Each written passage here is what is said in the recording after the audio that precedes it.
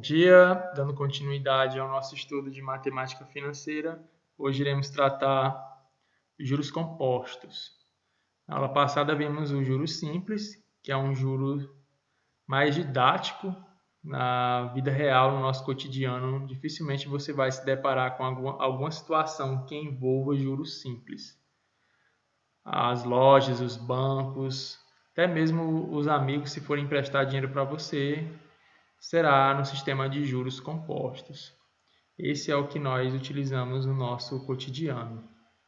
Então vamos ver como é que é calculado esse tipo de juros, através dessa seguinte situação. Maria tomou emprestada de um amigo a quantia de R$10.000 a uma taxa de 10% ao mês. Essa abreviação aqui, tem AM ao mês, AA ao ano, AB ao bimestre, AS ao semestre. Tá? Quanto será a sua dívida após 4 meses? Vamos ver como é que vai crescer a dívida de Maria no decorrer desses 4 meses no sistema de juros compostos, que é o juros sobre juros. Então, assim que ela tomou o empréstimo, foi uma quantia de R$10.000, mês 0, assim que ela tomou. Decorrido um mês, como a taxa é ao mês e ela é de 10%, não vai ter nesse primeiro momento diferença do juros simples. Você vai calcular 10% de 10.000, que é 1.000. Tá? Então, essa vai ser a quantidade de juros que vai ser gerada no primeiro mês. Juros acumulado continua sendo 1.000, porque é o primeiro juros que foi gerado. E a dívida dela passa a ser 11.000. Então, depois de um mês, a dívida dela já passa de 10.000 para 11.000. No segundo mês, é onde nós vamos ver a diferença dos juros simples para os juros compostos. Se fosse juros simples, no segundo mês nós teríamos ainda 1.000 de juros, ia ser sempre 1.000, sempre a mesma coisa, 1.000, 1.000, 1.000, 1.000, 1.000. Mas nos juros compostos não funciona assim. Os 10% vai ser calculado em cima do novo montante. Então, a dívida dela agora é 11.000. Então, os 10% incide em cima desses 11.000. E 10% de 11.000 é 1.100. Então, esse vai ser os juros gerado no segundo mês. Então, já tem um acúmulo de R$2.100 de juros, certo? Somando aqui 1.000 no primeiro mês com 1.100 no segundo mês, nós temos um total de 2.100 isso de juros. E a dívida dela será agora de R$12.100, montante com os juros que está sendo acumulado, 12.100. Então, o processo vai se repetir dessa forma até o fim, 10% agora em cima de 12.100, para você calcular 10%, basta dividir por 10. Então, você encontra 1.210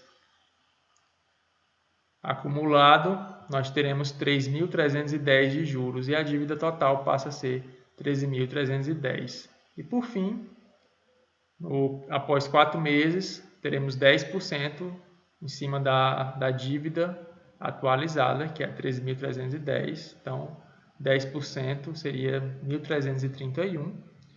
O acumulado, 4.641. Portanto, a dívida dela passaria a ser, após 4 meses, de R$14.641. Aqui você consegue ver a diferença. Juros compostos ele cresce mais rápido do que o juros simples. Então, enquanto no juros simples você teria 1.000, 1.000, 1.000, 1.000, aqui você vê que no decorrer do tempo os juros ele vai crescendo, porque justamente é um juros em cima de um juros. Então, você percebe a diferença. Se fosse um juros simples, aqui teria dado apenas 14.000. Então, já observamos uma diferença de R$641. Seguindo essa ideia, nós podemos encontrar a fórmula dos juros compostos, que dá para você resolver vários e vários problemas sem precisar até decorar ela. Aqui você tem a ideia que nós utilizamos quando resolvemos questões de aumentos e descontos sucessivos. Você tem o capital e é multiplicado pela a taxa, a soma. Esse 1 aqui representa o 100%, que é onde a gente começa, nosso ponto de partida. retomando as aulas anteriores, mais a taxa. No caso lá de Maria, como nós estávamos gerando juros de 10% a cada mês que passava, então você ia multiplicar por 1,10, né? Que seria o 1 dos 100% da dívida, mais o 0,10 da taxa de 10%. Então, um mês multiplica por 1,10, no segundo mês multiplicaria por 1,10 de novo, terceiro mês 1,10, quarto mês, e assim, o tanto de meses que fosse preciso, né? Então, aqui você tem essa parcela multiplicada, elevada ao T. Esse T aqui representa o total de tempo. No caso, como lá era 4 meses, nós teríamos 4 aqui, 4 parcelas. O C representa o capital, T o tempo, o I a taxa na forma decimal, né? Lá era 10%, lembrando que nós temos que converter para a forma decimal para poder fazer as operações. 10% seria 0,10. O M é o montante, que é a soma do capital mais os juros. E uma observação importante que você tem que ter caso você utilize a fórmula. A taxa e o tempo devem estar em concordância. Como assim? Se a taxa está ao mês, o tempo tem que estar em mês. Se a taxa está ao bimestre, o tempo tem que estar em bimestre. Se a taxa está em ano, o tempo também tem que estar em ano. Os dois têm que estar em concordância. Você não pode ter a taxa em meses e aqui você colocar 3 anos. Tem que ser na mesma unidade. Vamos ver mais um exemplo. Questão do Enem. João deseja comprar um carro cujo preço à vista, com todos os descontos possíveis, é de R$21 mil e esse valor não será reajustado nos próximos meses. Ele tem R$20 mil que podem ser aplicados a uma taxa de juros compostos de 2% ao mês e escolhe deixar todo o seu dinheiro aplicado até que o montante atinja o valor do carro.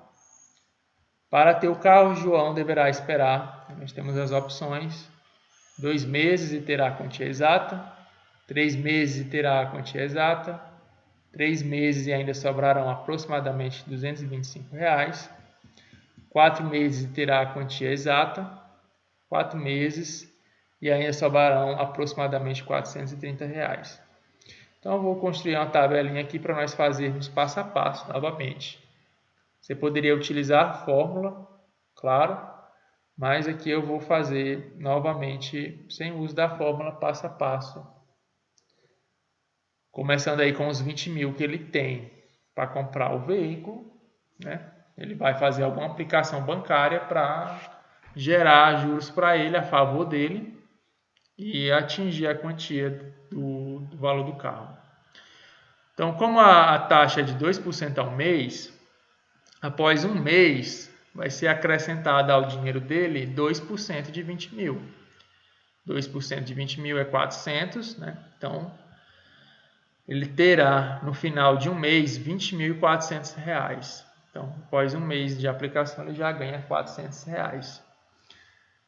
Como se trata de juros compostos, 2% agora vai incidir em cima de 20.400, não mais de 20 mil, e sim sobre o novo montante, que é 408. 2% de 20.400 é 408. Terá acumulado já de juros 808. É a soma aqui, esse 808 é a soma do primeiro juro com o segundo, dando 808. Portanto, o seu novo montante vai ser 20.808. Passado o terceiro mês, ele vai render R$ 416,16, que corresponde a 2% dos 20.808. Acumulado, você soma, obtendo R$ 1.224,16. Sendo assim, o montante total dele será R$ 21.224,16. Como o carro custava 21 mil, ele já conseguiu a quantia necessária e ainda sobraram aproximadamente R$ 225. Então, a opção correta fica sendo a letra C. Ele precisará esperar 3 meses e ainda vai sobrar, quando ele fizer a compra do carro, aproximadamente R$ 225. O segundo exemplo também se trata de uma questão do Enem.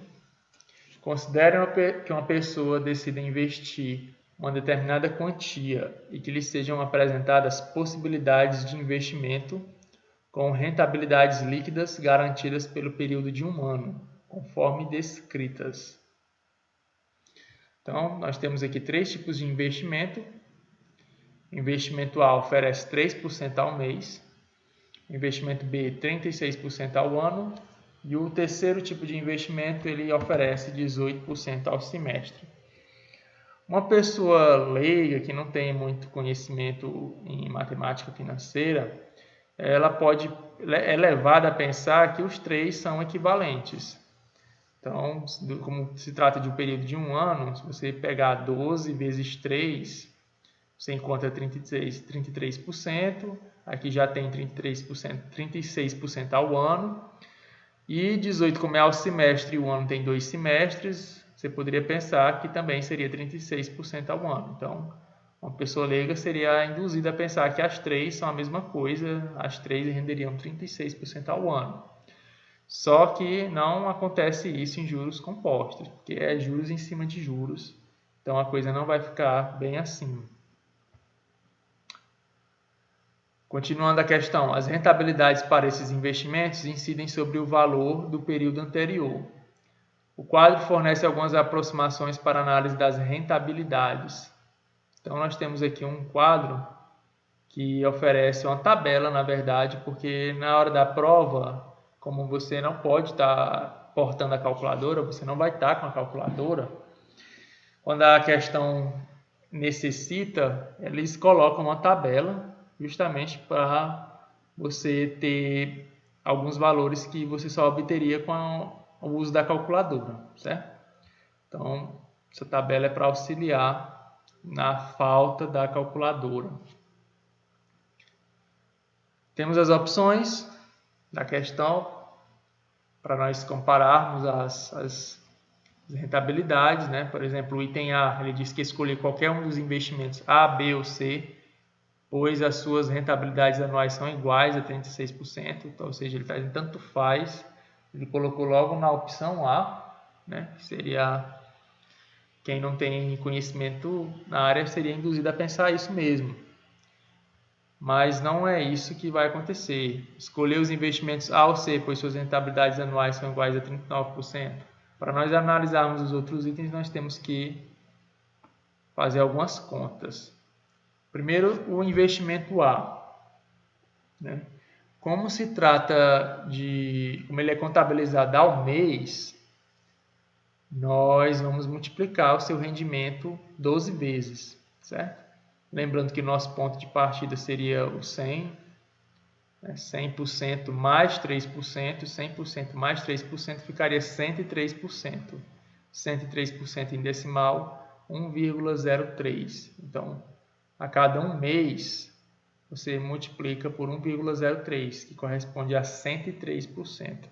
Então, em um ano, você teria 1,03 vezes 1,03 vezes 1,03, tendo 1,03 elevado a 12. Você faria isso 12 vezes, porque o ano tem 12 meses. Então, isso é 1,426. Como na hora da prova do Enem você não está com a calculadora, foi por isso que ele forneceu aquela tabela. Na tabela, esse 1,426 foi retirado da tabela. Ele tem isso aqui lá, justamente porque você não tem a calculadora na hora da prova. Então, aquela tabela ela vem lhe auxiliar. Passando para a porcentagem, você desloca a vírgula 2 casas, fica com 142,6%. Ou seja, em um ano, o investimento A ele rendeu 42,6%, que é justamente a parte que passou dos 100%, porque você já partiu dos 100%, seu ponto de partida já foi 100%. Então, o que passou de 100% foi o seu rendimento. Então, aqui AA ao ano, o investimento B ele já está ao ano, tá certo? Então, não tem necessidade de fazer nenhuma conta com o investimento B. Você agora já dá para comparar o investimento A com o investimento B, porque eles estão na mesma unidade de tempo que está sendo o rendimento ao ano e aqui também está ao ano. Então, observa que o rendimento A ele é bem melhor do que o investimento B. Vamos ver o que acontece com o investimento C? Que ele é 18% só que ao semestre. Então, como o ano tem 2 semestres, você teria que multiplicar o 1,18 duas vezes, né? 18% mais 100% é 118%. Então, em decimal é 1,18, 118%. Como o ano só tem 2 semestres, então basta multiplicar. Essa conta dá para fazer na mão, tá certo? Não tem na tabela esse resultado dessa multiplicação, porque é tranquilo fazer com o lápis ou a caneta. O resultado dá 1,3924, passando para a porcentagem, você fica com 139,24%, basta pular a vírgula duas casas. E o seu rendimento vai ser aquilo que passou dos 100%, ou seja, 39,24% ao ano. Esse foi o rendimento do investimento C em um ano. Então, você comparando os três, é melhor fazer o investimento A. Ele é bem melhor do que o investimento B e o investimento C.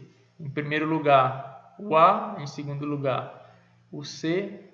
E, por último, o investimento B.